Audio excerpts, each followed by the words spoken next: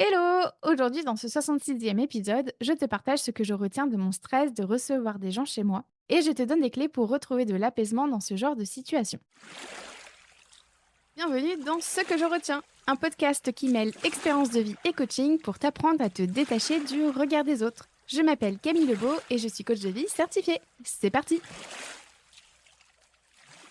Il y a quelques mois, mon mari et moi avons dû faire réparer les sols de notre salle de bain et de notre cuisine. Nous avons donc eu deux ouvriers chez nous pendant 5 jours.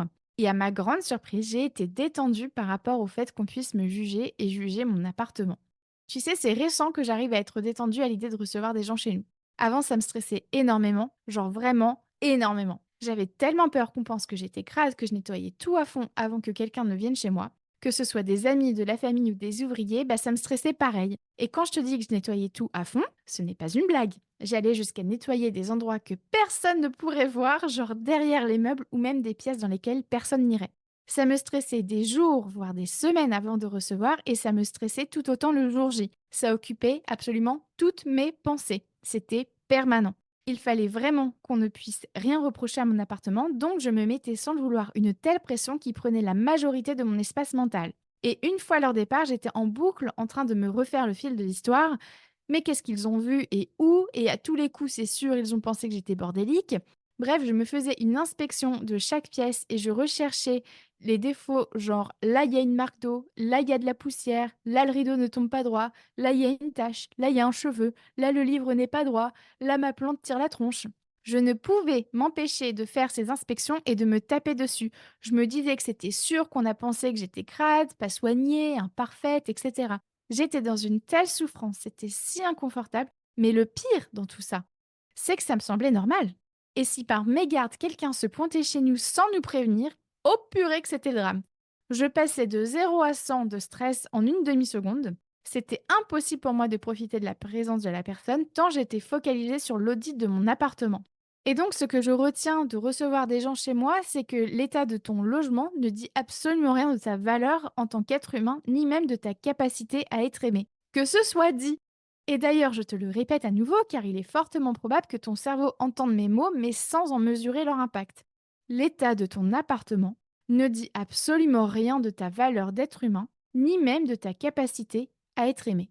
Sauf que si on pense l'inverse, c'est-à-dire que si notre appartement est sale ou en bazar, donc on va penser qu'on est crade ou bordélique, c'est parce qu'en tant qu'être humain, on a plusieurs besoins fondamentaux, comme celui d'appartenance et d'amour. Je t'en parlais d'ailleurs dans l'épisode 34. Et donc si on se mettait à penser que je suis une personne sale ou bordélique, alors je prendrais le risque qu'on ne vienne plus me rendre visite, de ne plus être invité, voire même d'être abandonné ou rejeté. Je sais que ça paraît extrême dit comme ça, mais c'est pourtant comme ça qu'on est paramétré. Afin que notre espèce survive, nous avons hérité d'automatismes comme celui de craindre le regard des autres et donc la peur d'être jugé. Et encore une fois, là, je te renvoie à l'épisode 34. À présent, je souhaite aborder le cercle vicieux qui se joue lorsqu'on stresse de recevoir des gens chez soi. Pour éviter d'être jugé, on va être dur envers soi, c'est-à-dire qu'on va se mettre la pression à coups de il faut et de je dois. Par exemple, ça peut ressembler à ça. Faut qu'il n'y ait aucune poussière, sinon ça fait genre je ne suis pas méticuleuse. Faut qu'aucune vaisselle ne traîne ici ou là, sinon on va penser que je suis crade. Je dois faire tout le ménage, etc. Cette manière de se parler avec menace, pression et agressivité parfois, c'est ce qui s'appelle l'autocritique. Je t'en parle régulièrement dans le podcast. Eh bien moi, cette autocritique, je l'appelle le général. C'est celui qui me gueule dessus à longueur de journée pour me donner des ordres, me faire du chantage et me menacer notamment. Et donc pour s'éviter de s'en mettre plein la figure, c'est-à-dire d'avoir un autocritique fort, on tombe dans la quête de la perfection, car si l'appartement est parfait, l'autre n'aura aucun reproche à me faire et je n'aurai rien à me reprocher. Autrement dit, le général sera silencieux. Sauf que la perfection n'existe pas. C'est un mythe. La visée, c'est s'auto-saboter. C'est peine perdue puisqu'elle est inatteignable. Et puis avoir un autocritique, ça fait partie du package de l'humain. On vient avec à la naissance. Ainsi, notre autocritique sera toujours là pour nous dire qu'on n'en a pas fait assez, par exemple. Je t'en parlerai justement dans un prochain épisode de podcast, mais d'ici à ce qu'il sort, je t'invite à écouter l'épisode 3 du podcast Dose d'amour de Leila Kadilouche. Un autre point essentiel à aborder, c'est de croire que Suzanne, quand elle va voir l'état de notre logement, elle va forcément penser du mal de nous. Ça s'appelle notamment envisager le pire scénario. Sauf que rien ne garantit que le pire scénario va se produire. Ça, c'est juste notre biais de pessimisme qui nous le fait croire et je te le présente plus en détail dans l'épisode 17. Et donc, on peut certes penser le pire de nous, mais on pourrait aussi penser le meilleur de nous. Eh bah oui. Et puis, de toute façon, tu n'as absolument pas le pouvoir de contrôler ce que l'autre pensera de toi, alors autant économiser notre énergie pour faire autre chose. Et enfin, la notion de propreté est relative. Ce que Suzanne trouvera propre à 70%, toi tu le trouveras propre à 100% et Samuel à 40%. Donc vraiment cool Raoul. Si je te dis ça, c'est juste pour relativiser. Et donc, si toi aussi tu souhaites retrouver de l'apaisement lorsque tu reçois des gens chez toi, voici ce que je te propose. En amont, je t'invite à repérer tout ce que tu te dis à propos de toi et de l'état de ton logement. Et donc, quelles sont tes pensées?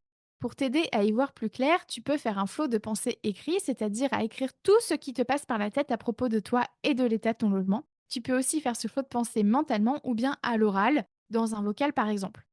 Je t'invite aussi à te questionner. Comment je me comporte quand je vais chez un ou une proche? Et si mes proches se comportaient comme moi quand je vais chez eux, que feraient-ils? Que ne feraient-ils pas? Et si mes proches étaient là pour me voir et passer du bon temps avec moi? Et puis si la personne est chez toi et que tu stresses quand même quand tu vois l'état de ton logement, je t'invite à te rappeler que c'est normal d'avoir peur d'être jugé. Tu es normal. D'autres aussi stressent en même temps que toi dans cette situation.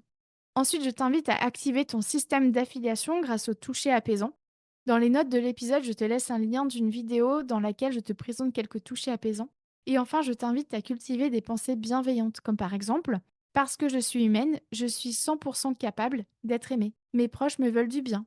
L'état de propreté de mon logement est dissociable de ma valeur. L'autre peut aussi penser du bien de moi. Et pour conclure, je t'invite également à écouter les épisodes complémentaires suivants. Le 17 sur comment envisager d'autres scénarios que le pire, le 34 sur le besoin fondamental d'appartenance, le 37 sur le biais de pessimisme et le 54 sur mes 4 croyances puissantes pour te détacher du regard des autres. Et voilà pour aujourd'hui. Et toi, que retiens-tu de cet épisode? Merci à toi d'avoir écouté cet épisode jusqu'au bout. Pour consulter mes sources ou bien lire cet épisode, sache que sa retranscription est disponible dans les notes du podcast.